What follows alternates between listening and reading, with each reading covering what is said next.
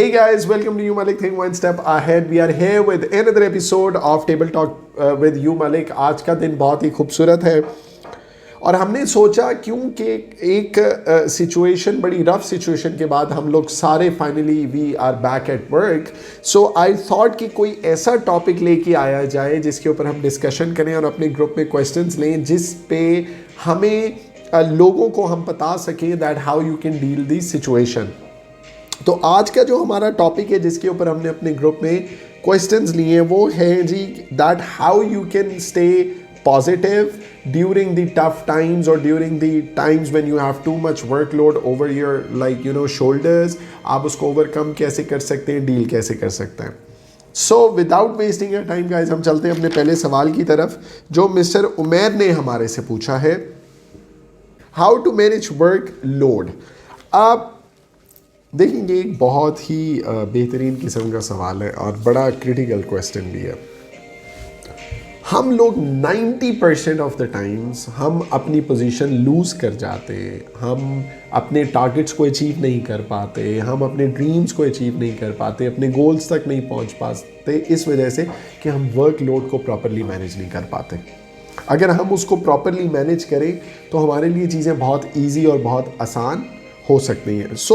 ऐसे में मैं आपको सबसे पहले ये बताऊंगा कि आपके पास आपके टोटल टाइम का स्केड्यूल होना चाहिए कि आपने कितने बजे से कितने बजे तक क्या काम करना है। जो हमने अक्सर मैंने अपने पिछले कई मोटिवेशन वीडियोस में वैल्यू ऑफ टाइम के ऊपर बात की हुई है।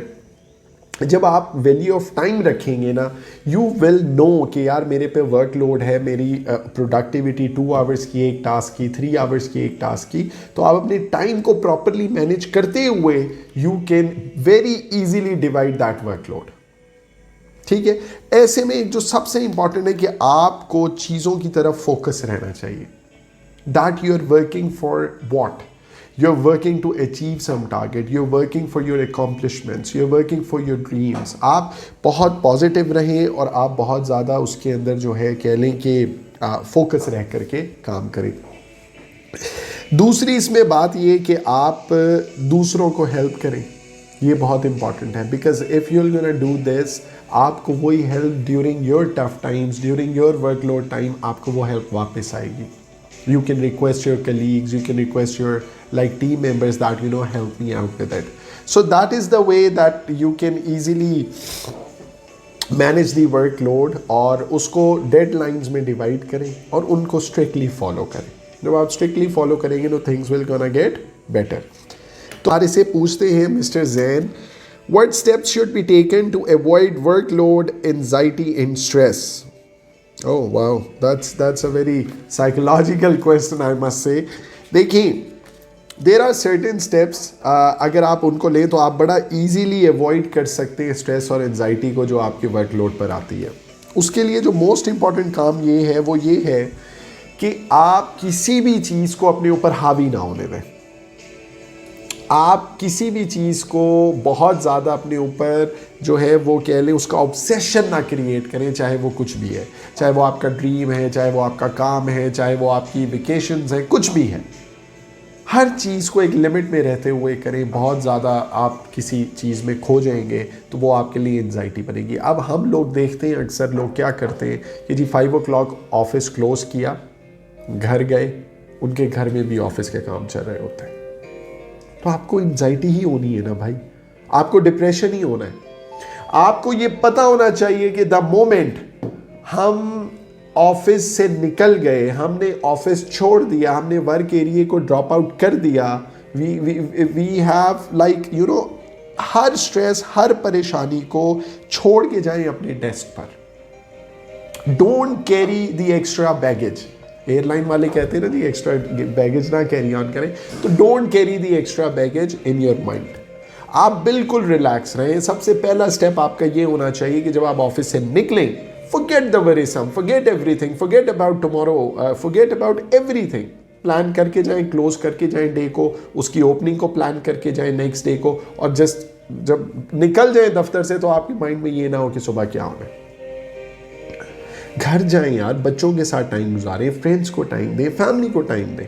when you will do these kind of things, that will help you a lot to stay yourself away from anxiety and depression of a overloaded work. So this is actually very important. मैं आपको एक और point भी यहाँ add करूँ कि एक और वे भी है वर्कलोड की एंजाइटी से बचने का, कि आपका काम तो ख़त्म नहीं होता है। वेकेशंस के टाइम को यूटिलाइज करें प्रॉपर वे में।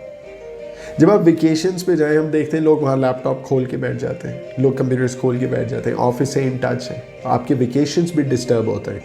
तो जब आप वेकेशंस पे जाएं, उस टाइम को प्रॉपरली यूटिलाइज करें, उसको मी टाइम बनाएं, उसको फैमिली के साथ टाइम दें एंड फॉरगेट एवरीथिंग। सब देखा जाएगा। जब आप वापस आएंगे तो you can handle everything if you are gonna come up as a fresh person और एज अ फ्रेश माइंड। एक ना एस्ट्रोनॉट्स के बीच ना एक बहुत खूबसूरत सी सेइंग है। वो कहते हैं there is no problem which is so bad that you can not make it worse. तो ये दिस इज़ वेरी इंपॉर्टेंट। अगर हम इसको अंडरस्टैंड करें तो I think things can be very much fine. सो ये दो सवाल थे जो आज हमने लिए हैं, बिकॉज मैं थोड़ा सा I am not feeling well, सो आज हमने ज़्यादा क्वेश्चंस नहीं लिए अपने साथ। जो मोस्ट इंपॉर्टेंट चीज़ मैं आज आप लोगों को रिकमेंड करूंगा, विच इज़ समथिंग कि जो सबको पढ़ना चाहिए, सबको उसके साथ वक्त मैक्सिमम उस बुक को जो है देना चाहिए, और which is very very very very positive, कि आप एक बुक पढ़ें विच इज़ नेम्ड एज के tough times never last but tough people do. This is written by Robert H शर्लर, और उस बंदे ने इस बुक के अंदर कमाल किया।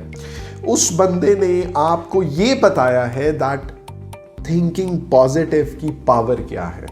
What is the power of the thinking positive? What is the power of your actions which you take after thinking positive? वो इसको उसने पूरा डिस्क्राइब किया है कि आप अपना पॉजिटिव सेल्फ इमेज कैसे बना सकते हैं, and then how you can get the maximum output from your bad times, from your tough times, and how you can make your self a better person. तो मैं आपको ज़रूर ये बुक रिकमेंड करूँगा कि आप ये बुक ज़रूर पढ़ेंगे, tough time never last but tough people do.